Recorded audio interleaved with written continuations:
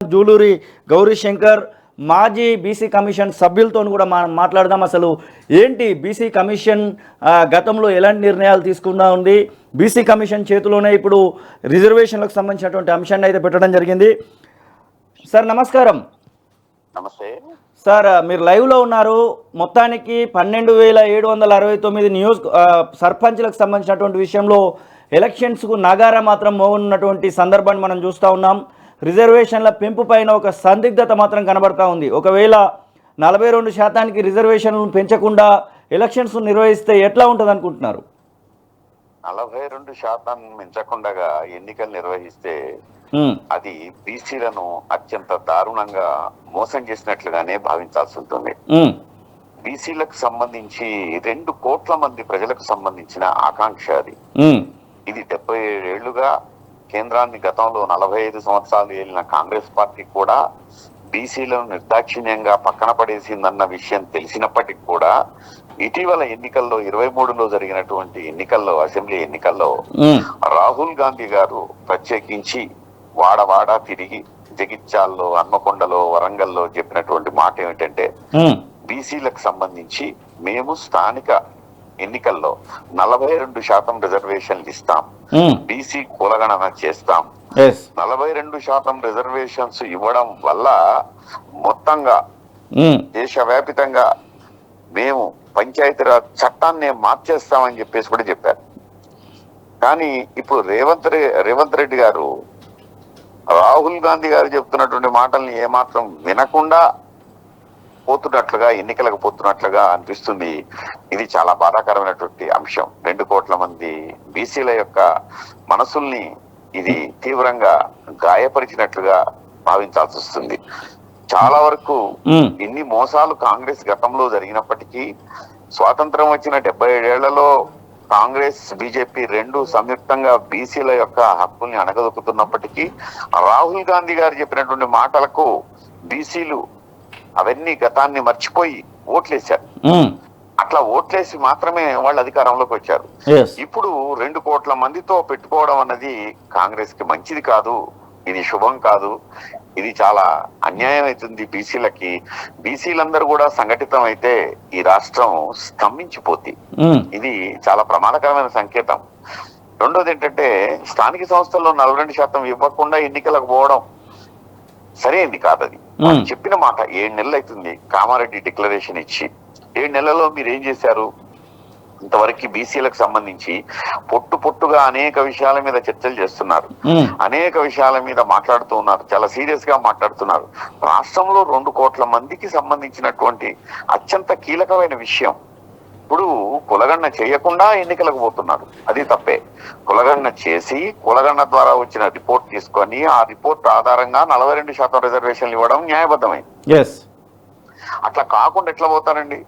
రెండోది ఏంటంటే అసలు నువ్వు కులగణన చేయకపోతే అసలు బీసీలు ఎట్లా ఉన్నారు, వాళ్ళ జీవన విధానం ఎట్లా ఉంది, ఏ బీసీలు ఎట్లా ఉన్నారు, మీరు గతంలో బీసీ కమిషన్ సంబంధించినటువంటి ఎట్లా ఉన్నారు, అట్లాగే భిన్న కోణాల్లో ఉన్న వాళ్ళ యొక్క బీసీల యొక్క పరిస్థితి మొత్తం ఎట్లా తెలుస్తుంది?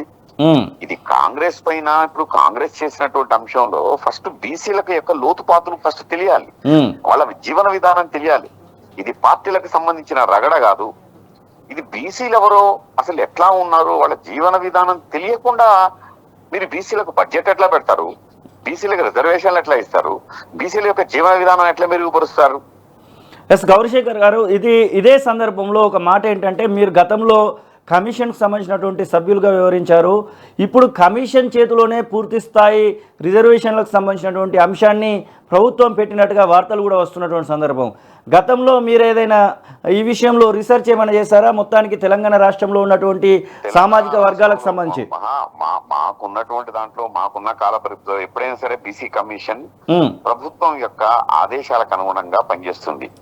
ఆనాటి ముఖ్యమంత్రి గారు మాకు ఇచ్చినటువంటిది ఏంటంటే, మొదట ముస్లిం రిజర్వేషన్స్ కి సంబంధించిన 12% రిజర్వేషన్స్ కి సంబంధించి మా కమిషన్ ఏర్పడిన తర్వాత మేము మొత్తం కూడా క్షేత్రస్థాయిలో తిరిగి ఆ రిజర్వేషన్లకు సంబంధించినటువంటి ముస్లిం రిజర్వేషన్ల పని చేసాము. అది 1 సంవత్సర కాలం జరిగినటువంటి పని.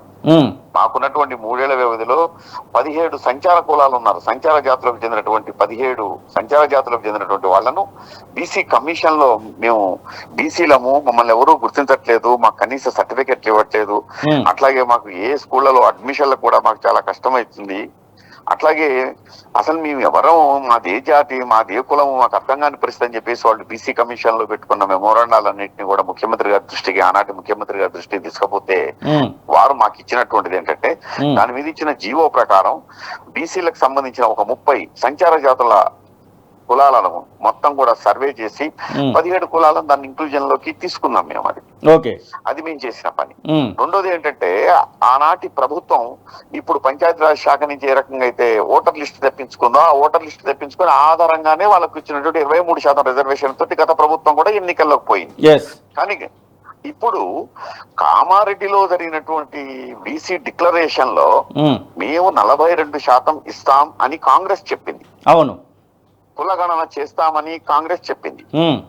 కాబట్టి కాంగ్రెస్ చెప్పినటువంటి మాటకి నిలబడి వాళ్ళు 42% ఇవ్వడం అన్నది నైతికంగా వాళ్ళ యొక్క పార్టీకి మంచిది. బీసీ డిక్లరేషన్ లోనే కాదు, కాంగ్రెస్ మేనిఫెస్టోలో కూడా ఈ అంశాన్ని పెట్టారు. ప్రభుత్వంలో ఉన్నారు కాబట్టి, ఇప్పుడు ప్రభుత్వంలో ఉన్నారు కాబట్టి మీరు ఆ 42% రిజర్వేషన్స్ ని ఇవ్వండి. ఆ 42% రిజర్వేషన్స్ ఇచ్చి ఎన్నికలకు పోవాల్సిందిగా బీసీలు కోరుతున్నారు. ఇదే సందర్భంలో ఒకవేళ రిజర్వేషన్లను పెంచకుండా, కులగణన చేయకుండా ఈ ఎలక్షన్స్కి వెళ్తామని చెప్పేసి ప్రభుత్వము నిర్ణయమే తీసుకుంటే ఎలా ఉండబోతా ఉంది?